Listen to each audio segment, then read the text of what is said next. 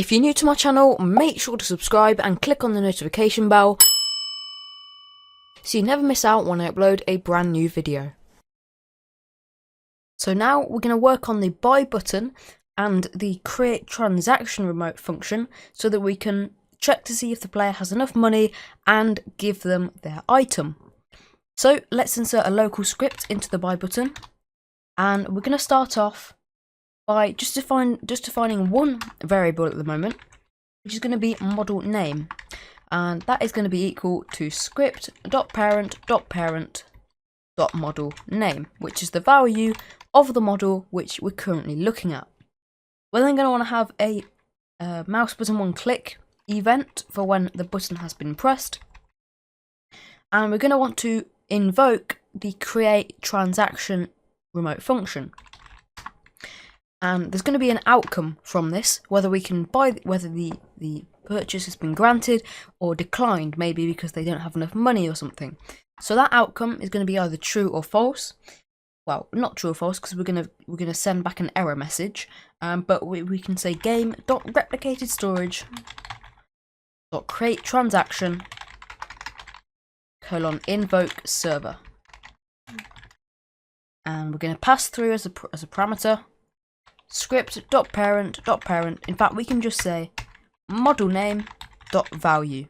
Okay, so we're passing the name of the model, and then on the server we're going to check to see if the player has enough money to buy that item, and if they do, we will return true and we'll let them buy the item.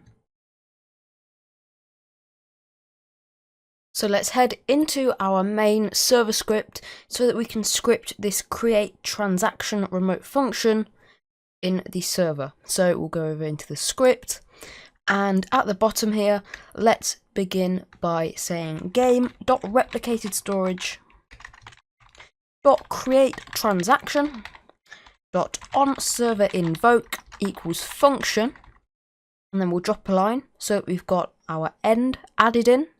And in the local script, we're passing the name of the model. So if we go back into the server script, we can put the arguments for the player that invoked the remote event and the name of the item. So this will be the item name instead of the object. So not object. Okay, so now that we've done that, what we're going to do is we're just going to define two variables. The first variable is going to be how much cash the player currently has. So we can say local money equals game.players find first child player.name. So getting that player's object, so the player object in the game.players service, and then we want to get their leader stats .cash, because that is where the money value is stored.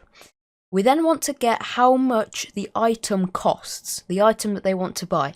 So to do this, what we're going to do is we're going to say local cost equals game.serverStorage, and then we're going to go to tool models, and then in square brackets we're going to say the item's name. So it's just item because it's not the object for item. So instead, if it was the object, we'd say item.name, but because we're passing the actual name, not the object, we just need to say item. And then we're going to say .information .cost. Okay, so we've got our two variables in here. Now what we need to do is we need to check to see if they have enough money. So we can say if money.value is greater than or equal to cost.value and not, so we need to make sure that they don't currently have the item equipped, and not game.serverStorage.playerTools, and then in square brackets we can say player.name because that's the name of their folder, find first child item, then drop a line. So if they have enough money and this item isn't already, they haven't already bought it, then success and the player has enough money. So we can go along with the rest of the purchase.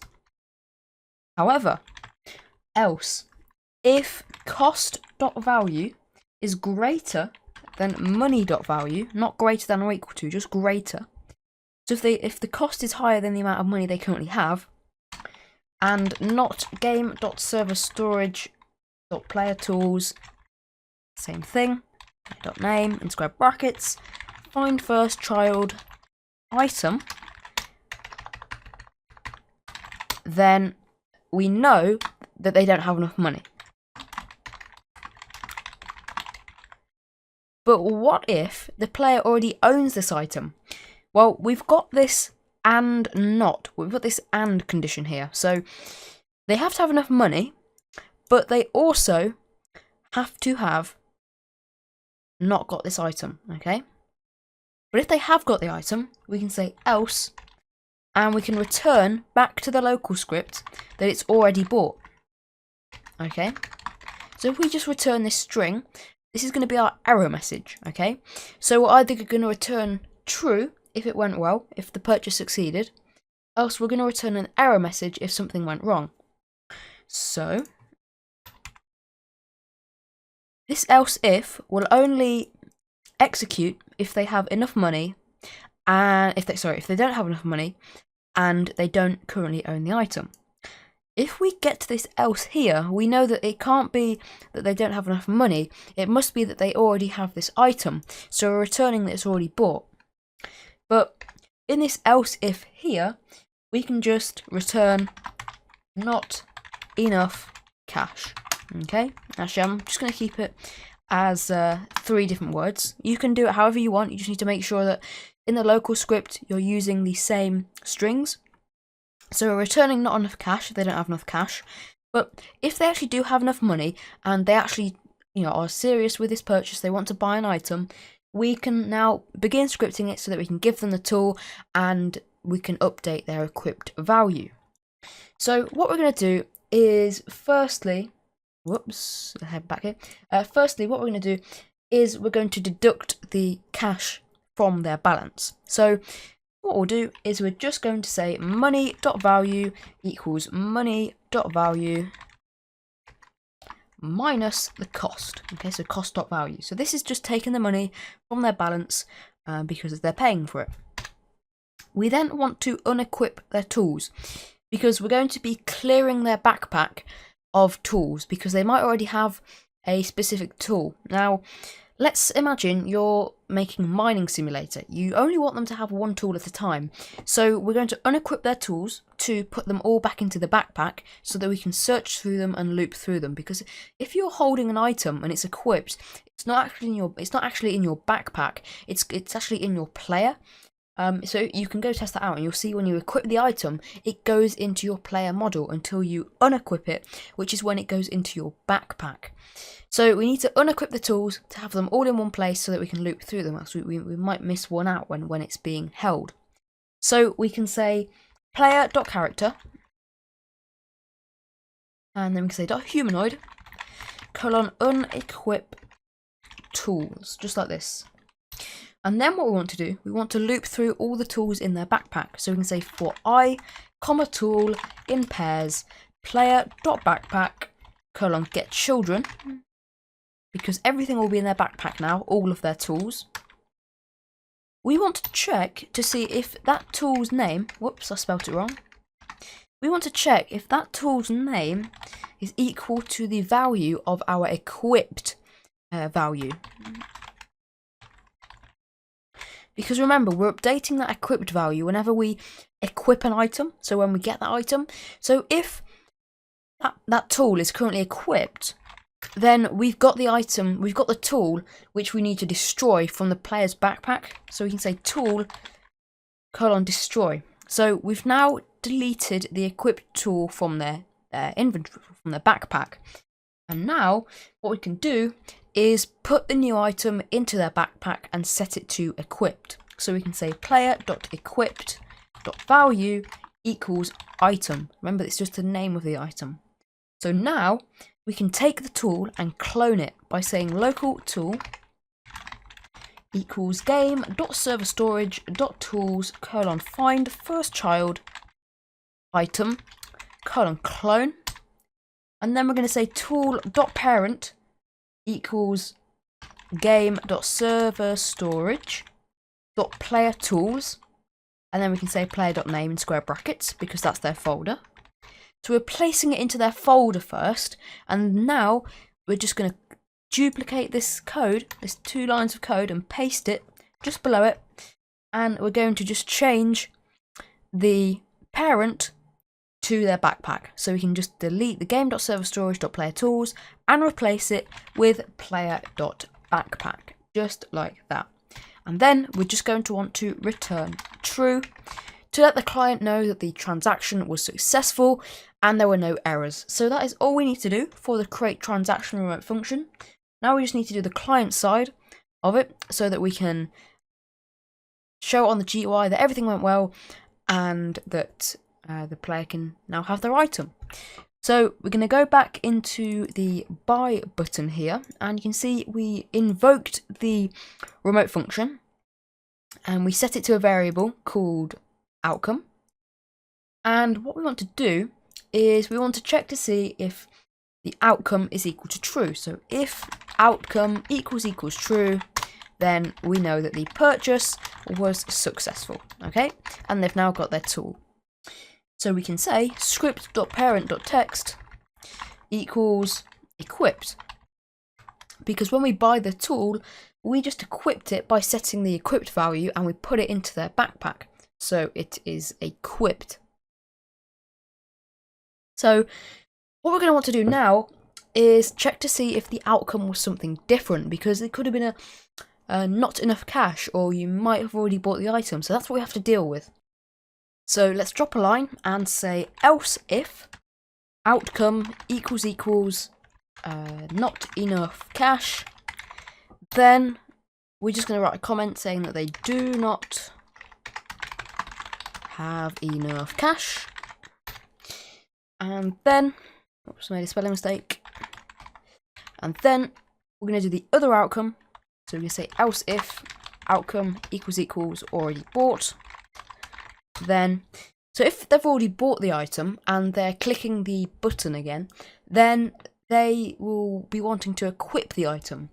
So we can say if game.players.localPlayer, that's the player which the script is running on, .equipped .value is not equal to model name .value.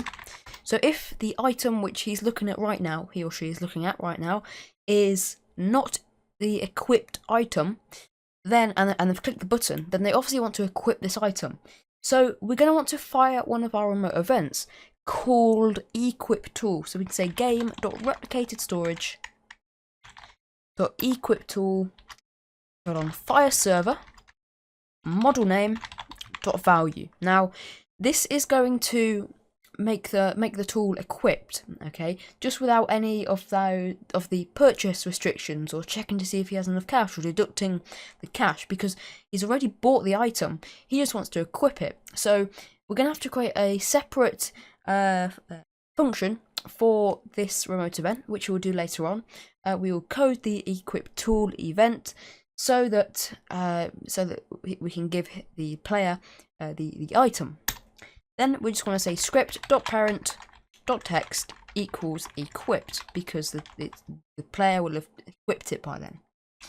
So that's all we need to do for the buy button. That's everything done for the buying. However, we just need to work on updating the buy button when the item changes, because if they're looking at an item and it costs $500 and then they switch to another item which costs $1,000, we need to update that, and we also need to update the status of the buy button. So whether it's the player needs to buy that item, whether it needs to be equipped, unequipped, etc. So to do that, we're going to say script.parent.current box. So that's the number of the box that we're currently on. .changed. In fact, we're going to say get property changed signal, and that's going to be the value. And then we say connect function, and we can drop a few lines. Now this is going to run when the value of the current box has changed. So we can say local model equals nil, because that's the model which we're going to be using, or the model which is going to be found from that box. So we can say local box name equals script.parent.parent.parent.current box. In fact, what we can do is we can put this at the top of the script, box name, and then we can change this script.parent.parent.parent.current box to just box name. So box name, get property change signal, value, connect function. So whenever the current box value has been changed, this function will run. So we're doing the same thing as we did earlier on. We're going to say for I, object in pairs, game.workspace.item_roller, and then in square brackets we're going to say box box name value. So if current box is equal to 0, then that will be box 0. We're just adding a box to the number that we're on. Get children, get children. So we're just getting, as we did earlier on, we need to add a do here actually. We're getting all of the objects inside of that box, which is inside the item roller, and we're going to check to see if the object is a model. So if object is a model, then we can say model equals object. So we're just setting the model variable to the object. Okay, so now that that's done, we've got our actual model object. We want to get the tools that are already bought by that player. Okay, so we're going to say local tools bought equals, and this is another one of our remote events, we're going to say game.replicated storage, and then we can say get tools bought invoke server, like this. And what we're going to do is in our server script, we're going to program this remote function, get tools bought, to loop through everything in the player's folder inside player tools and just send it back to the client as a table.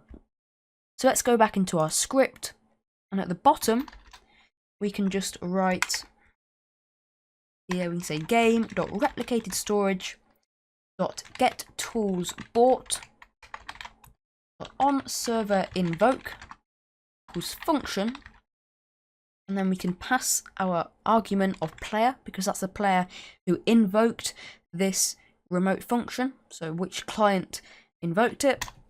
We can drop a line to add that end in, and we just want to create a table called tools, and we're going to loop through all of the tools in that person's folder, which is inside player tools. So we can say for I, let's just zoom in a little bit.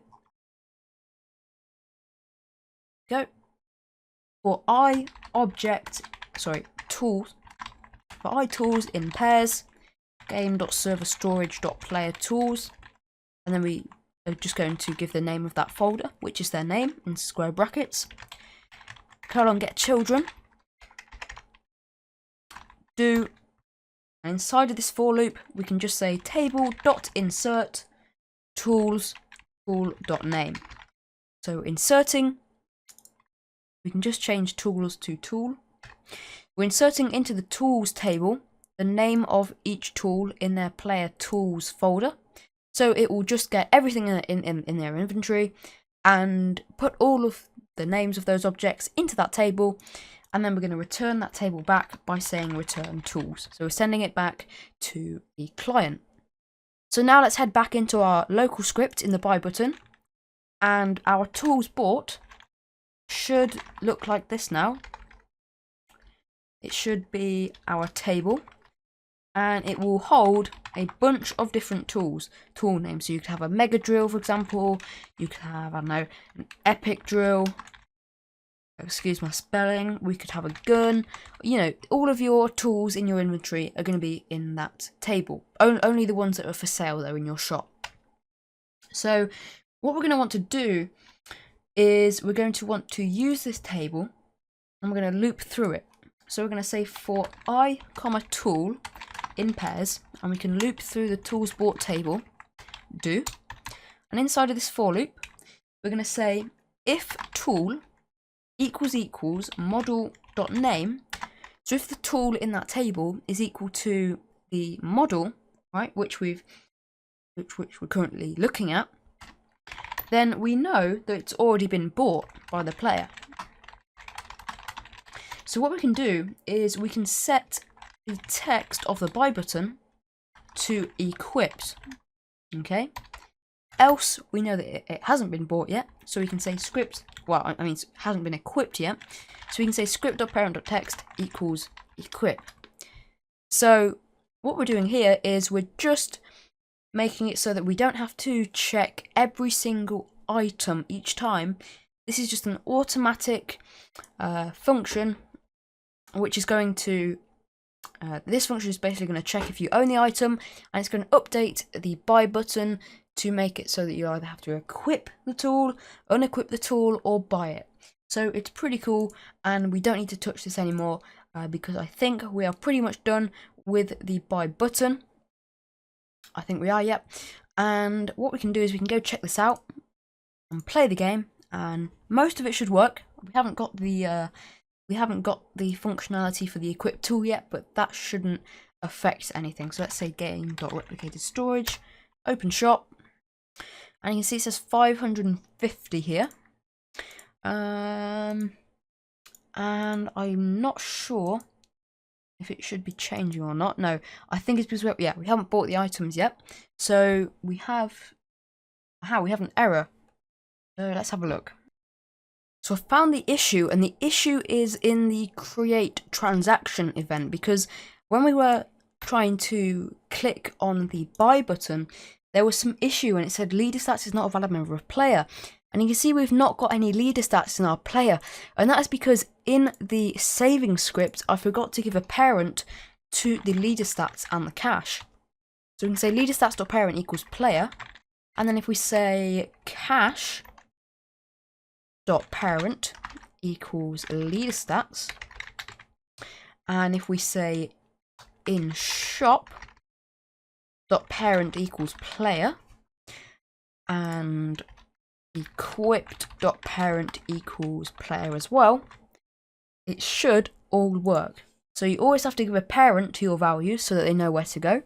And you can see we now have 5,000 cash in the game, and all of our other values are in the player, so equipped, in shop, etc. So you can see if we click the button, it says equipped, and I have now got the super power drill in my inventory, which is pretty cool. And you can see if we go on to the next drill, it says $550.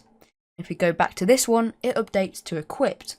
So what we've just done is we've programmed it to check if we own the item, and if we do, it will say equipped. Now if we change this one, you see we've now got the better power drill equipped, and the super power drill has changed to say equip, and our backpack item has changed to the better power drill.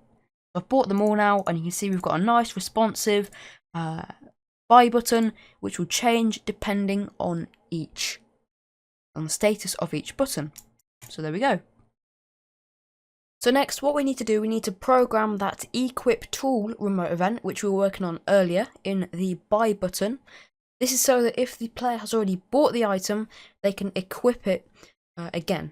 So if we head into the buy button here, you can see we are firing this equip tool remote event with the name of the model which they want to equip. So let's go back into our server script and create a function from an event, connected an event. So we can say game.replicated storage .equip tool .onServer event :connect. And in brackets, we can say function, another pair of brackets. And the arguments for this function will be player and tool name. So the name of the tool which they would like to equip. So let's just zoom in a little bit. And what we're going to do is we're going to want to make the player unequip their tool. So it will be the same as giving the tool when they buy the item, but just without the currency deduction. So we can say player.character.humanoid on unequip tools, like that.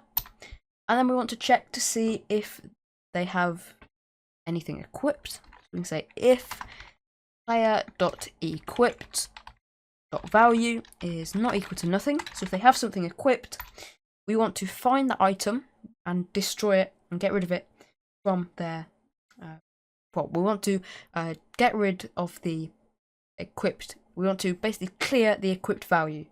So we want to say if player.backpack find first child player.equipped.value, so that's going to be the name of the tool.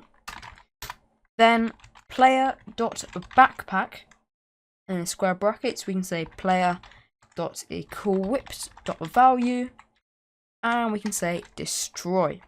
So we're finding the item which they currently have equipped in their backpack and destroying it.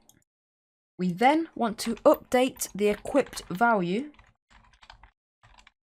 to the tool name, and we want to clone the tool and put it into their backpack. So we can actually scroll up here and just copy this tool, this code from earlier, which will clone the tool, and just paste it in down here in our equip tool event. And that should work okay. We just need to change item to tool name over here. And there we go. The equip tool event is fully scripted. So now if we go and try it out again, we should be able to equip and unequip items which we've already bought. So let's go and fire the event to open up the shop. And if we click to buy an item, you can see it says equipped. Now let's buy another item, epic power drill. Now what if you wanted to re-equip the super power drill which we already bought? If we click it, you can see we now have the super power drill equipped. So I think that's it for the buy button. We've now got camera done. We have got most of the we've got all of the buying done and most of the client coding done. The only thing left to do now is to close the shop, to do data saving, to be able to open the shop when they walk up to NACO 88, and we'll also want to make sure that when the player resets, everything will be back to normal.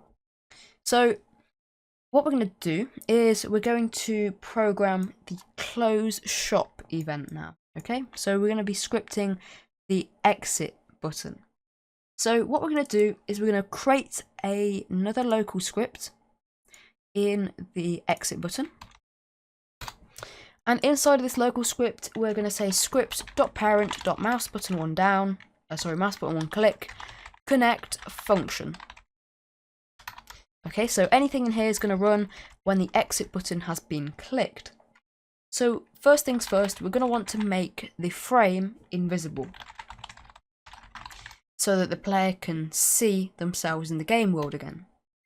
We're then going to want to reset some values. So we're going to want to say script.parent.current box .value equals 0. So we're resetting the current box because the next time they go into the shop, they'll be back to the first object. They'll be looking at the first object, so we want to set that to 0. We're then going to set the model name back to 0. So script.parent.parent this time, .model name.value equals 0.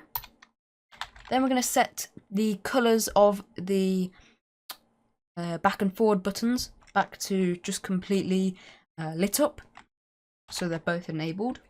So script.parent.parent.forward.image color 3 equals color 3 from RGB, and then completely white will be 245 245 245.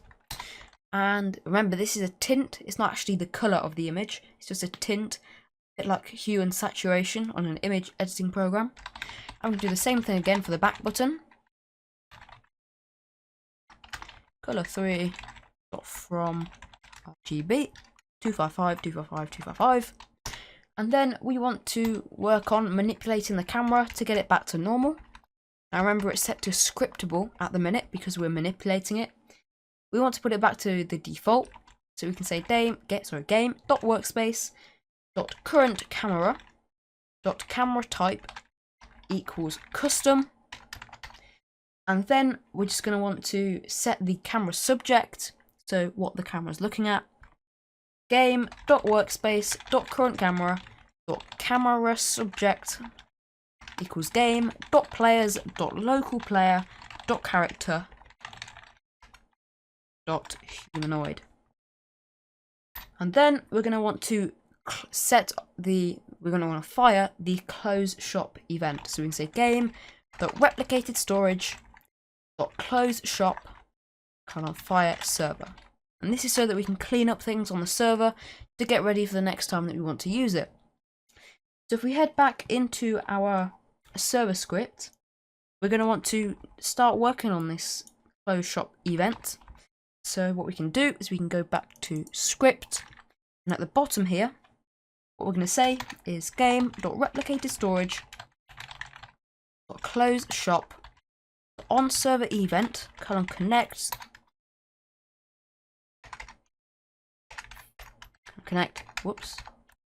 function player, and that's going to be the player that has triggered this event. And what we want to do is we want to set the player's humanoid root part C-frame back to a different area away from the shop so that it doesn't trigger again. So let's just go and insert a part into our game. We're going to call this part TP part, okay, with a capital T and a capital P for part. And you want to take this part and you want to drag it wherever you want the player to be respawned when they exit the shop. Now I'm just going to place mine in front of the shop so that they're not standing on this part again, which will trigger the shop. And we're going to want to just put this brick in the air, okay?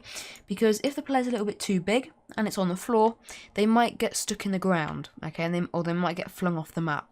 So make sure that you put it above ground and you anchor it, okay? It must be anchored, or it's going to fall out the sky.